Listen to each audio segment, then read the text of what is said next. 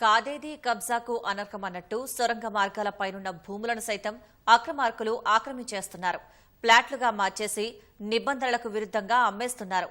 విషయం తెలియక భూమి కొన్న అమాయకులు మోసపోతున్నారు.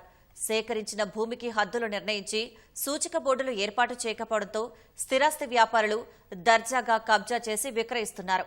మహబూబ్నగర్ జిల్లా జడ్చర్ల మండలంలో పలు గ్రామాల్లో వెలుస్తున్న అక్రమ వెంచర్లపై కథనం.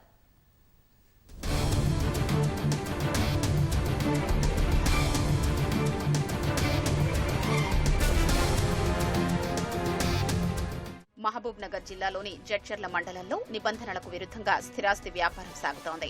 నీటిపారుదల శాఖ సేకరించిన భూముల్ని ఇంటి స్థలాలుగా మార్చి అమ్ముకుని సొమ్ము చేసుకుంటున్నారు. పాలమూరు రంగారెడ్డి ఎత్తిపోతల పథకంలో పలుచోట్ల సొరంగాలు ఉన్నాయి. జడ్చర్ల మండలంలో కరివేన నుంచి ఉదండాపూర్ జలాశయానికి నీళ్లు వెళ్లేందుకు సుమారు 9 కిలోమీటర్ల మేర సొరంగ మార్గాలు ఉన్నాయి. ఈ సొరంగ మార్గాలపై నిర్మాణాలు చేపట్టినా బోరుబావులు తవ్వినా సొరంగానికి ప్రమాదం పొంచి ఉంటుంది.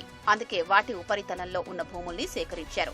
8 ఏళ్ల కిందటే 15 నుంచి 20 మీటర్ల వెడల్పుతో టన్నెల్ పై భాగంలో భూమిని సేకరించి బాధితులకు పరిహారం చెల్లించారు. సేకరించిన భూములకు హద్దులు నిర్ణయించి ఆ స్థలంలో భూగర్భంలో సొరంగాలు ఉన్నాయని హెచ్చరిక బోర్డులు ఏర్పాటు చేయాలి.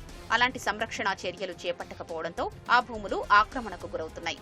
హైదరాబాద్ బెంగళూరు జాతీయ రహదారికి ఆనుకొని ఉన్న భూములకు డిమాండ్ ఉండడంతో ఆ ప్రాంతాల్లో వెంచర్లు వెలుస్తున్నాయి. వెంచర్ల గోడలపై టన్నెల్కు సంబంధించిన భూములంటూ మార్కింగ్ చేసినా ఖాతరు చేయకుండా అమాయకులకు ఆ ప్లాట్లను అంటగట్టి సొమ్ము చేసుకుంటున్నారు.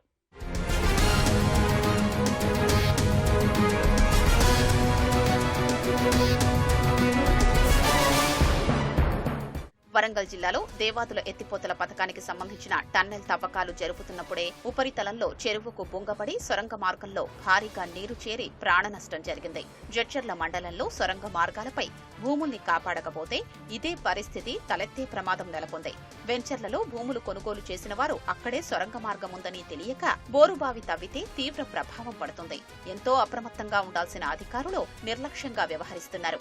ఇప్పటికైనా పట్టించుకుని హద్దులు కేటాయించి టన్నెల్ భూముల్ని స్వాధీనం చేసుకుని ప్రజల్ని అప్రమత్తం చేయాల్సిన అవసరం ఉంది. సొరంగాల భూముల్లో వెంచర్లు వేసిన విషయం తమ దృష్టికి రాలేదని నీటిపారుదల శాఖ మహబూబ్ నగర్ ఎస్ఐ సత్యనారాయణ రెడ్డి తెలిపారు. సేకరించిన భూముల్లో ఎలాంటి నిర్మాణాలు చేపట్టరాదని హద్దులు గుర్తించి ఆక్రమణకు గురికాకుండా చూస్తామన్నారు.